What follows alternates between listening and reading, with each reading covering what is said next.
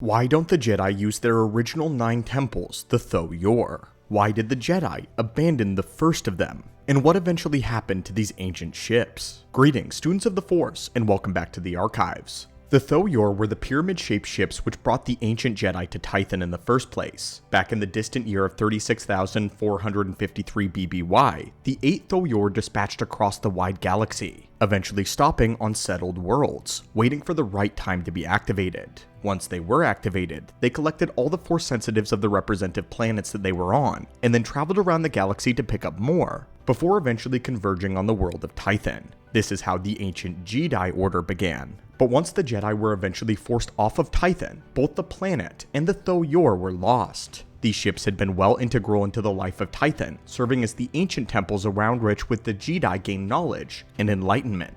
The temples possessed the secret to balance in the Force, and contained unimaginable power. But what's fascinating is they seem to just completely vanish from the pages of the lore, and are never mentioned again after the Great Migration. Which is shocking, considering these were the first sources of knowledge for the ancient Jedi. So why did the Jedi abandon such an important piece of their history? And why did the Sith also perhaps find enlightenment? Well, today, let's open a holocron and attempt to answer this deep lore question. To figure out what happened to the Tho Yor, we must start where we last saw them, the invasion of Tython in the lore, in the year 25,792 BBY. Here, the Rakatan Infinite Empire and the Jedi were at war. The Rakata had invaded the Tytho system and had been quickly working their way across each of the planet towards Tython. Their leader, Predor Skalnas, was after the Prime Infinity Gate, which was at the heart of the Jedi's homeworld. The Infinity Gate technology had been structures created by the ancient species known as the Qua.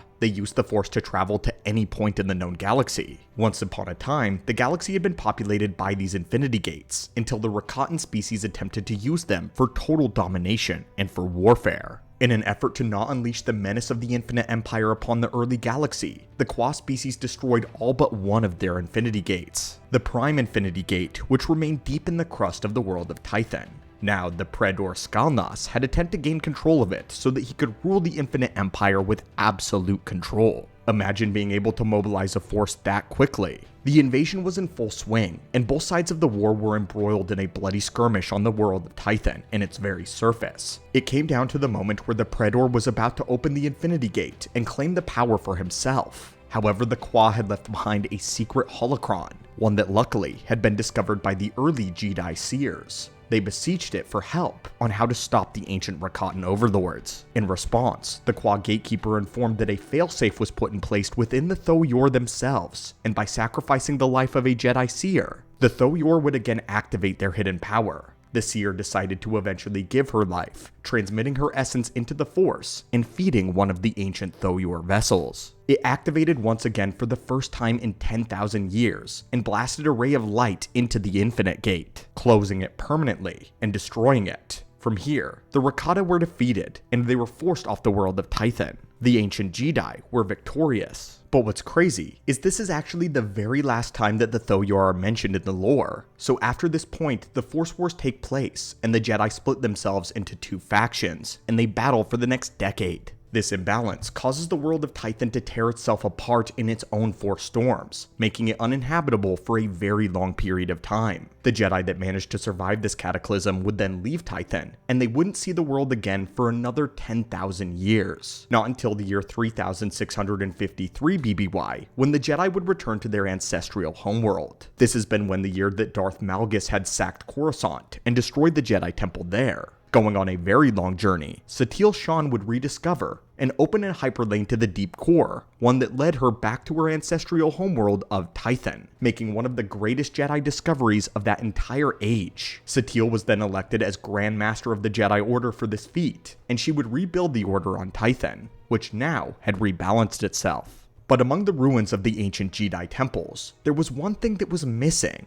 And that was the Tho Yor. Nothing about them remained behind, not the ships themselves, nor any of their ruins. They had simply vanished. And the Jedi of this era had lost the knowledge of what the Tho Yor were, what they had been used for, and the great service that it had done to the Jedi. The knowledge of these ships had been lost during the destruction of the Great Library on Ossus during the campaign of Exar Kun. One of the saddest moments in all of Star Wars history. When the Great Library was destroyed, a tragic amount of lore was lost along with it. That included most of the information about Tython and the Jedi. With the rediscovery of their homeworld, the Jedi were actively learning their ancient history by studying the ruins. But with the Tho Yor now gone, they perpetually lacked one vital piece of the puzzle which linked to their ancient origin. As much searching as they did, and as much as we have done in the archives as well, there isn't a single scrap of knowledge about what happened to these ancient ships after the Jedi Order abandoned Tython, which is shocking, frankly, especially because they're the most vital piece of the origins of the Jedi.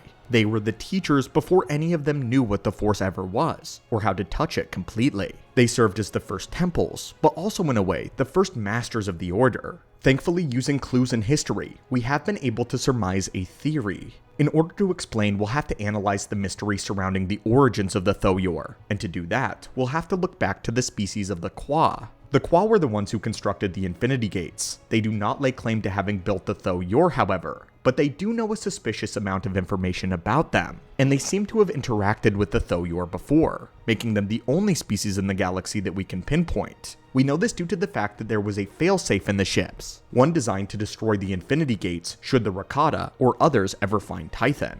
We know that the Kwa and the Rakata had both once been a servant species to a greater force, known as the Celestials. The Celestials may in fact have been the ones who constructed the Tho Yor in the first place. In fact, all signs point to the Tho Yor as being celestial designs and of origin due to the fact that the Kwa knew how they operated, and because the lore purposefully remains obscure surrounding the Celestials and their own origins and lore. But what else is shocking is it wasn't just the Kwa who were aware of the Tho Yor's construction, but the Rakata were as well. The final Infinity Gate was located in a massive pit with the Jedi referred to as the Chasm. No one could determine its depth because there was a certain point in the chasm that drove all Force sensitives insane, and so it was deemed too dangerous to explore. When the Praetor arrived though, he explained that this phenomenon was due to the Force-powered barrier in order to keep Force-sensitive beings away from the Infinity Gate. But he also knew the key to bypass it. What he had to do was fixate his mind on the giant cog-shaped symbol engraved on the side of the Tho Yor. As long as you kept that symbol vividly pictured in your mind's eye, only then could you bypass the madness of the barrier.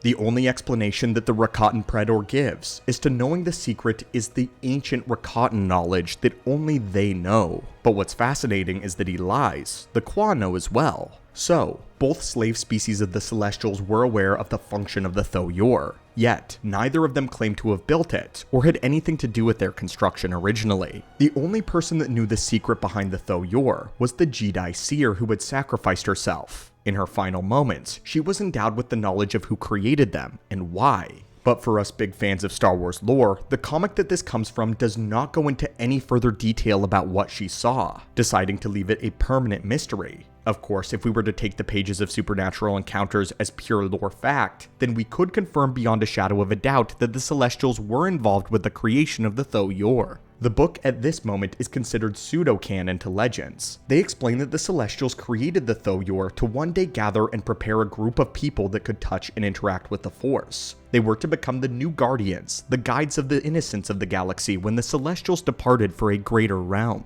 The Kwa dedicated themselves to going around and teaching as many cultures about the ways of balance in the Force as they could, using the Infinity Gate technology. Now, because this explanation is from Supernatural Encounters, we have to treat it as purely speculative when it comes to actual legends or expanded universe works. But if we take this explanation, it does make the most sense as to the purpose of the Tho Yor. By the time the Jedi Order fractured, one following the light and one following the dark, and departed the world of Tython, we believe one of two things could have happened.